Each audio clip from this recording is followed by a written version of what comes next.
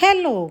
अगर आप समुंदर का किनारा, डिफरेंट टाइप की boat rides, cruise, scenic beauty, खूबसूरत बीचेस, वाटर एडवेंचर्स, दूसरे एडवेंचर्स और इसके अलावा नाइट लाइफ एंजॉय करना चाहते हैं तो बस आप फिर सोच क्या रहे हैं। प्लेन पकड़िए और फुकेट पहुंचिए।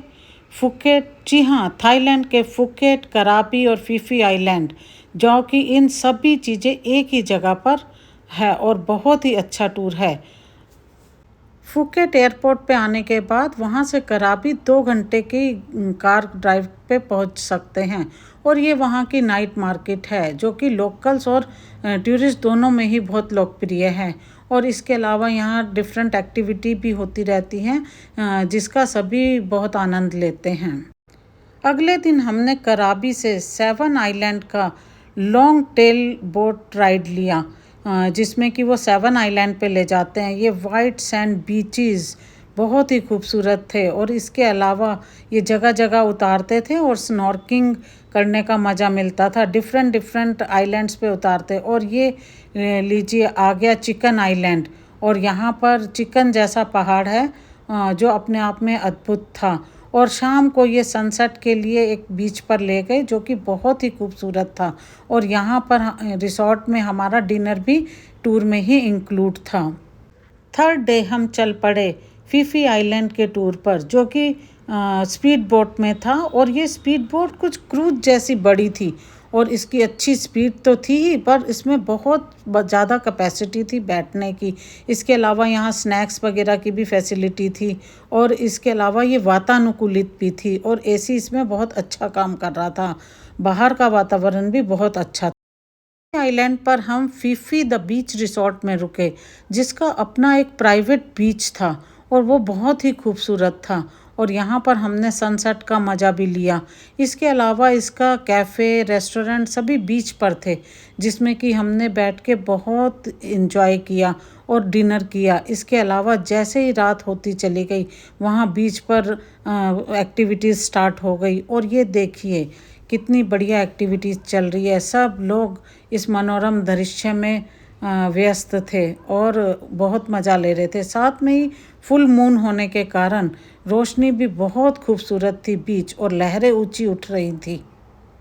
फोर्थ डे चल पड़े हम फीफी आइलैंड से फुकेट की ओर अपनी स्पीड बोट में, जो कि समुंदर में हिचकोले खाती हुई जा रही थी। और ये देखिए इसने एक आइलैंड से बस स्टैंड की तरह पैसेंजर भी उठाए, जो अपने आप में अद्भुत था। और ये पहुंच गई फुकेट। फुकेट एक बड़ी सिटी जहां बड़े बड़े मॉल, बड़े बड़े मार्केट और सब तरह के ग्लैमर की दुनिया थी। ये इसका ओल्ड टाउन है जो कि लोकल्स में और टूरिस्ट में बहुत ही मशहूर है। यहाँ पर सब तरह के सोविनियर्स, कपड़े और सभी तरह की अन्य चीज़ें मिलती हैं। इसके अलावा यहाँ कैफ़े तो बस एंजॉय करने के लिए बहुत ही अच्छे हैं। और इस हमने यहाँ कैफ़े में एंजॉय किया, आइसक्रीम पार्लर गए। और 5वें दिन हम चल पड़े जेम्स बॉन्ड टूर पर। जी हाँ, जेम्स बॉन्ड आइलैंड का टूर तो अपने आप में अनोखा था।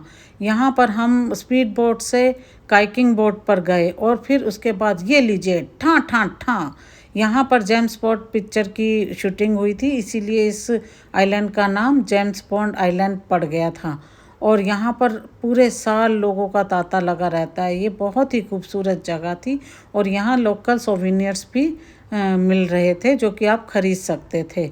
इसके अलावा यहाँ पर केव्स में भी लेके गए, जो कि लाइमस्टोन केव्स थी, हज़ारों सालों में जाके बनी थी और ये समुंदर में के बीच में थी। और इन पे बोट से उतरते थे हम और हेलमेट पहन के केव्स में गए और उसको एंजॉय किया।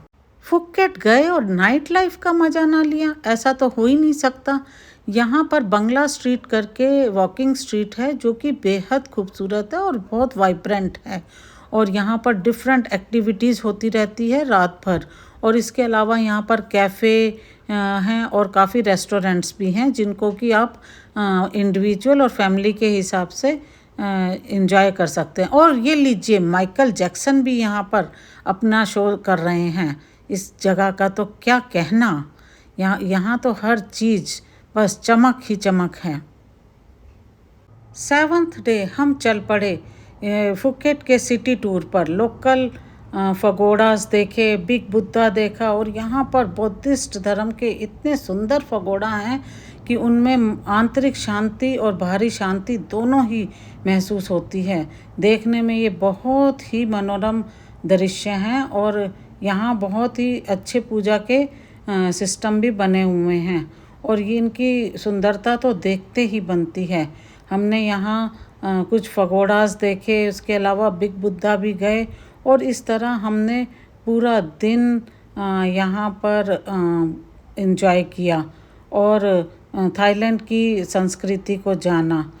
और इस तरह हमारा थाईलैंड का टूर कंप्लीट हुआ। बाय।